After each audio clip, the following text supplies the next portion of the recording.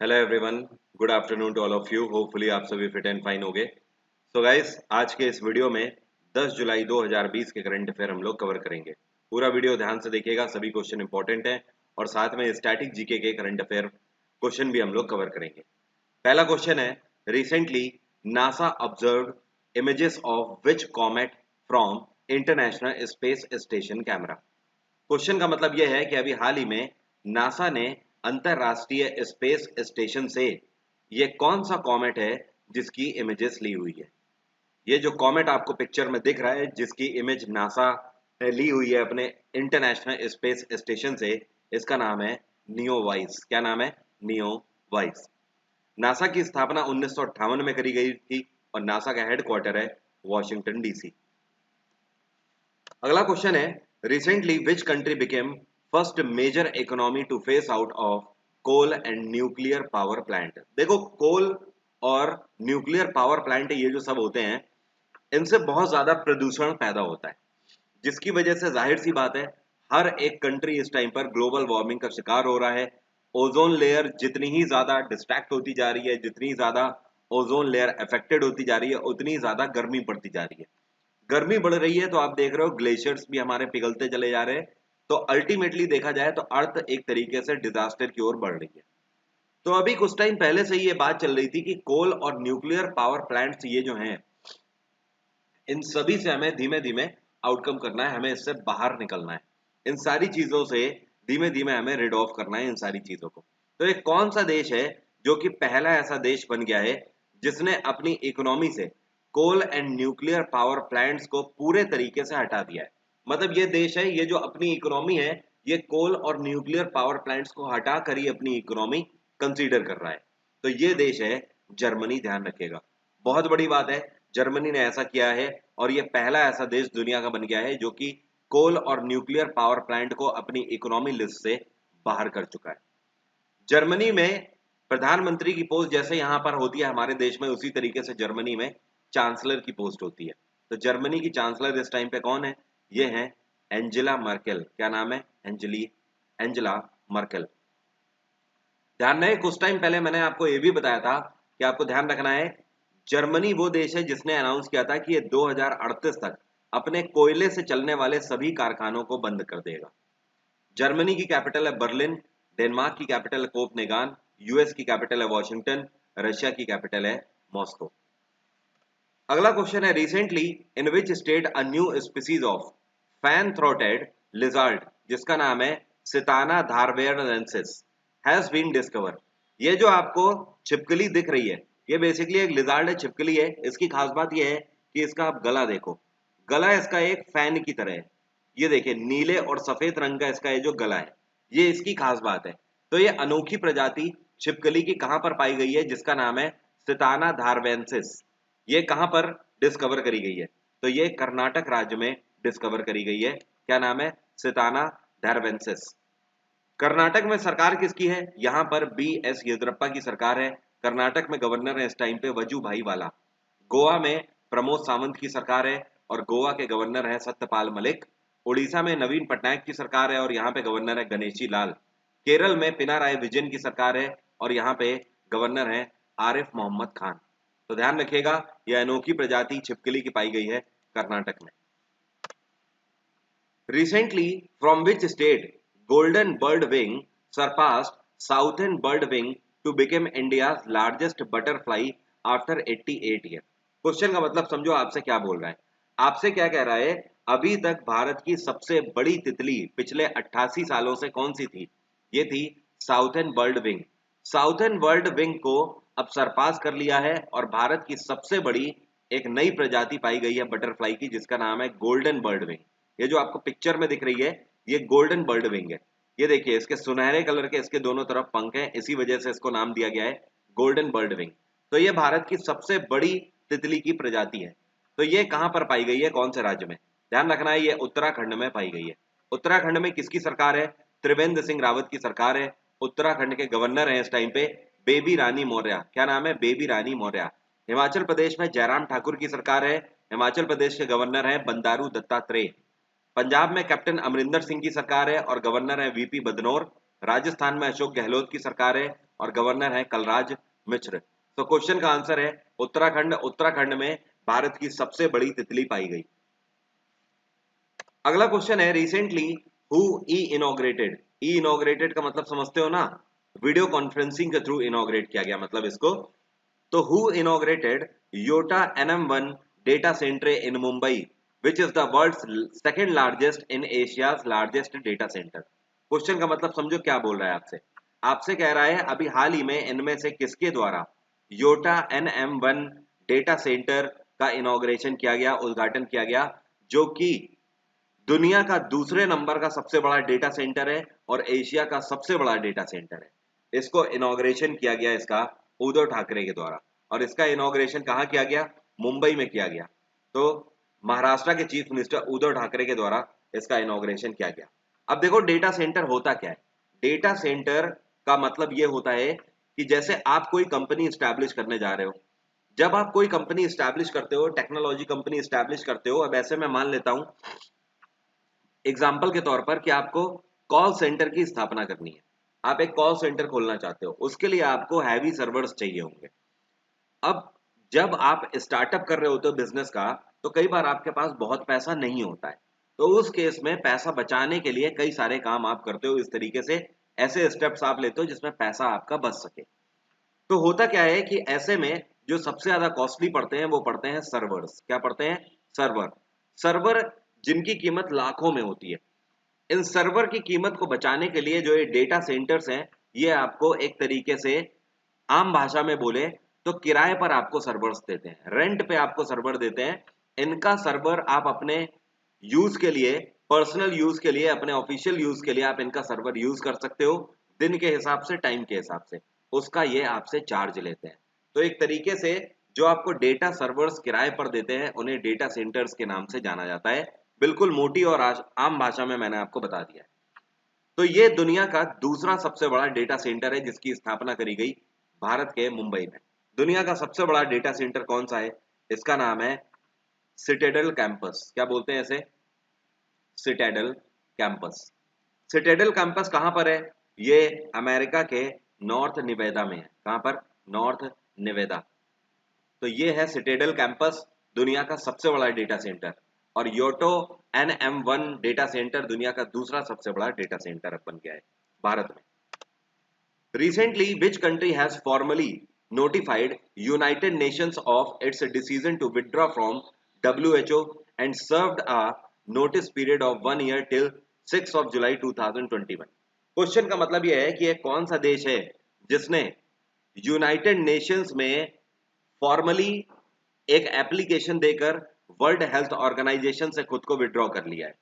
मैंने आपको कुछ टाइम पहले करंट अफेयर में बताया भी था, यह है डोनाल्ड ट्रंप की सरकार, यूएस।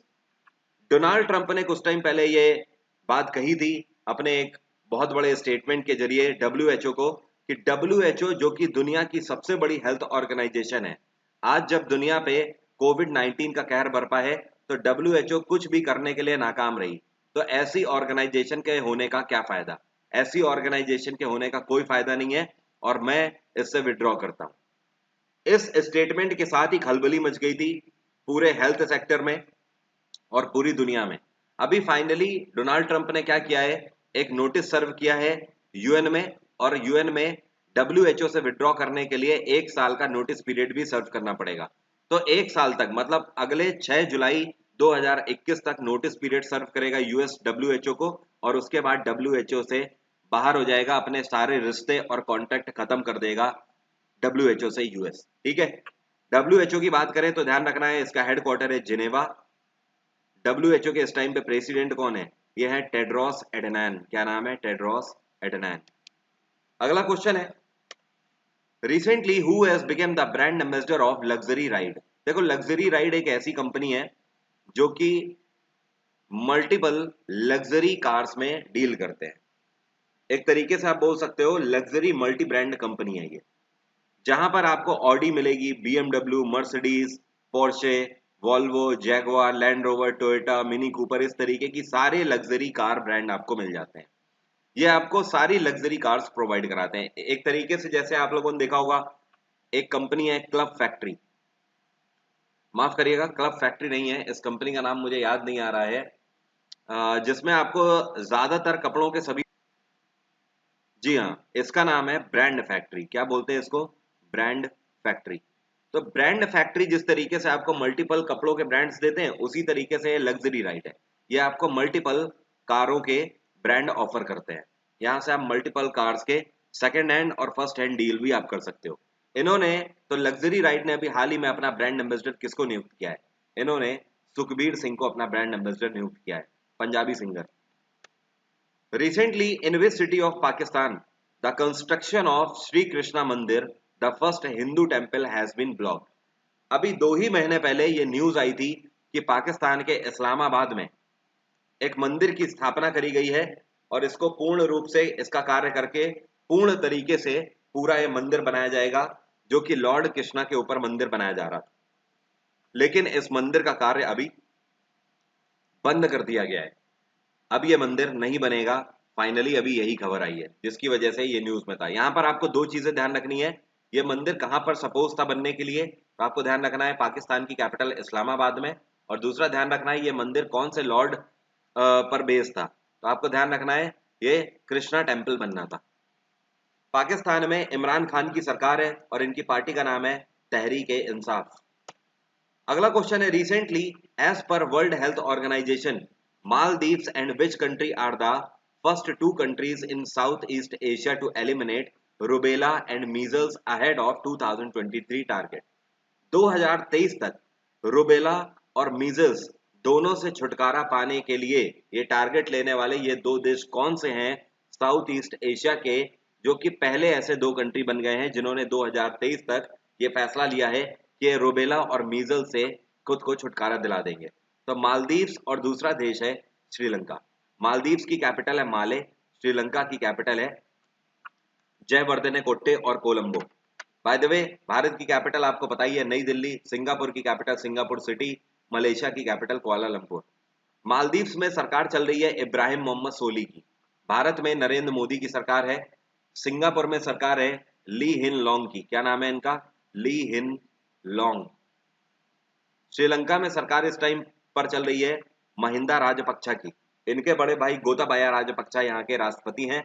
और मलेशिया में सरकार चल रही है मुइयुद्दीन यसीन की। क्या नाम है इनका? Muiyuddin Yaseen. On 8th of July, which state government celebrated Rythu Dinotsavam, जिसको फार्मर्स डे के नाम से जाना जाता है, on birth anniversary of Y S Rajasekhar Reddy? आपसे कह रहा है यह कौन सी राज्य सरकार है जिसने अभी हाल ही में ऋतु दिनोत्सवम को मनाया है वाई एस राजशेखर रेड्डी की बर्थ एनिवर्सरी के उपलक्ष्य में? यह राज्य सरकार है आंध्र प्रदेश सरकार। आंध्र प्रदेश में वाई एस जगनमोहन रेड्डी की सरकार है। अब ये है कौन? ये राजशेखर रेड्डी हैं कौन? ये आंध्र प्रदेश के चीफ मिनिस्टर रह चुके हैं, साल 2004 से लेकर 2009 तक के चीफ मिनिस्टर रह चुके हैं। इनका जन्म हुआ था बेसिकली 1949 में और इनकी मृत्यु भी 2009 में ही हुई थी, जब ये चीफ मिनिस्टर की पोस्ट को सर्व कर रहे थे। तो इन्हीं की बर्थ एनिवर्सरी वाले दिन आंध्र प्रदेश के किसानों के लिए फार्मर्स डे के रूप में मनाया गया, जिसको ऋतु दिनोत्सवम के नाम से मनाया गया। आंध्र प्रदेश में गवर्नर हैं Vishwabhushan Harichandan. By the way, एक चीज और ध्यान रखिएगा, वाई एस राजशेखरन रेड्डी कौन सी पार्टी से बिलोंग करते थे? ये इंडियन नेशनल कांग्रेस से बिलोंग करते थे। तमिलनाडु में ईके पलानी स्वामी की सरकार है, कर्नाटक में बी एस येदियुरप्पा की सरकार है और केरल में पिनाराई विजयन की सरकार है। Recently which machine has been launched by My Lab Discovery Solution, India's first machine to automate manual processes to molecular diagnostic test like RT-PCR test for कोविड-19? क्वेश्चन का मतलब ध्यान से समझो, हिंदी में आपसे क्या बोल रहा है। कह रहा है माई लैब, ये जो एक कंपनी है, इन्होंने अभी हाल ही में कौन सी मशीन ये लॉन्च करी है जिससे आप कोविड-19 की मैनुअल टेस्टिंग कर सकते हो? कोरोना वायरस की मैनुअल टेस्टिंग करने के लिए इन्होंने कॉम्पैक्ट एक्सेल नाम की इस मशीन को लॉन्च किया है। ये जो माई लैब डिस्कवरी सॉल्यूशन कंपनी है, ये कहाँ की कंपनी है? ये पुणे बेस्ड कंपनी है, ध्यान रखिएगा। बिल्कुल नई कंपनी है, 2016 में इसकी स्थापना करी गई थी। इन्होंने कॉम्पैक्ट एक्सेल नाम की एक मैनुअल टेस्टिंग कोविड-19 मशीन बनाई है। Recently, who participated in fourth edition of an international meeting ministerial on climate action held virtually. अभी वर्चुअली मतलब वीडियो कॉन्फ्रेंसिंग के थ्रू 7 जुलाई को क्लाइमेट चेंज क्लाइमेट एक्शन के ऊपर एक मिनिस्ट्रियल मीटिंग का आयोजन किया गया अंतरराष्ट्रीय लेवल पर, जिसको भारत की तरफ से किसने पार्टिसिपेट किया? हमारे एनवायरमेंट मिनिस्टर प्रकाश जावड़ेकर ने इसमें पार्टिसिपेट किया। रिसेंटली द बुक, इस किताब का नाम है Mahavir the soldier who never died. ये जो एक किताब है बेसिकली ये अभी हाल ही में लिखी गई है दो लोगों के द्वारा, AK श्री कुमार और साथ में रूपा श्री कुमार, इन दोनों के द्वारा इसको लिखा गया है। इस किताब को, ये किताब न्यूज में चल रही है, ये किताब लॉन्च भी हो चुकी है। ये किताब बेसिकली एक ऐसे वीर शहीद की कहानी दर्शाती है 1962 का इंडो चाइना वॉर, आपको याद होगा 1962 का। इस इंडो चाइना वॉर में एक सिपाही था भारतीय आर्मी की तरफ से जिसका नाम था जसवंत सिंह रावत।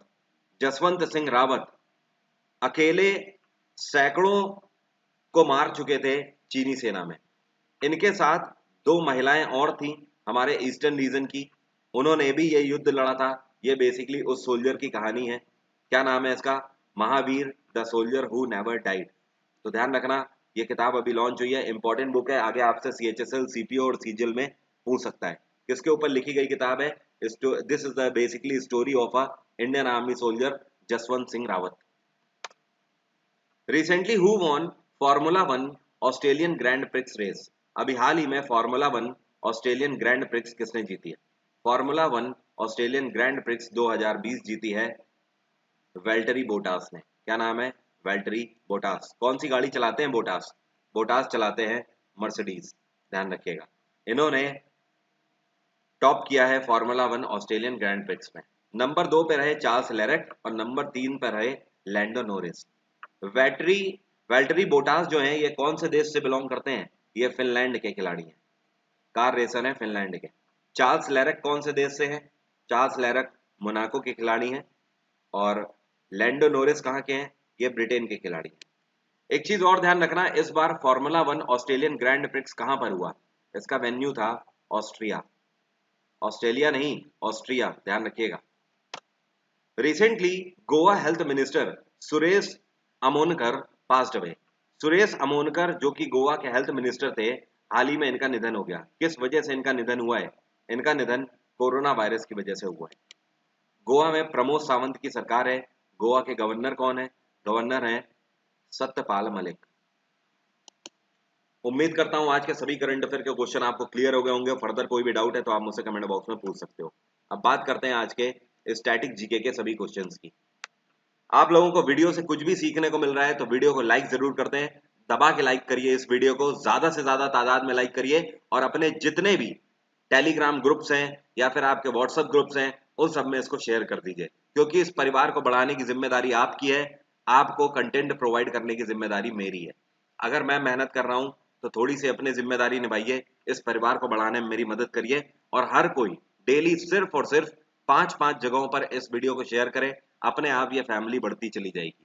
सिर्फ अगले 1 से 2 महीने तक इतना काम आपको करना है, आप देखोगे ये परिवार अपने आप बढ़ जाएगा। पहला क्वेश्चन है, when the times of India had established. Times of India ये जो न्यूज़पेपर है इसकी स्थापना कब करी गई थी? इसकी स्थापना करी गई थी 1838 में। एक चीज और, इसका हेडक्वार्टर भी ध्यान रखिएगा, टाइम्स ऑफ इंडिया का हेडक्वार्टर है मुंबई। भारत का इंग्लिश न्यूज़पेपर है ये। Which company has developed TikTok. काफी इंपॉर्टेंट क्वेश्चन है, लोगों का ध्यान ही नहीं जाता यहाँ पर। टिकटॉक के बारे में सारी न्यूज पढ़ लेते हैं लेकिन यही नहीं पता रहता कि टिकटॉक कौन सी कंपनी ने बनाया है। आपको ध्यान रखना है, टिकटॉक डेवलप किया है बाइट डांस ने। इस कंपनी का नाम क्या है? Bite dance.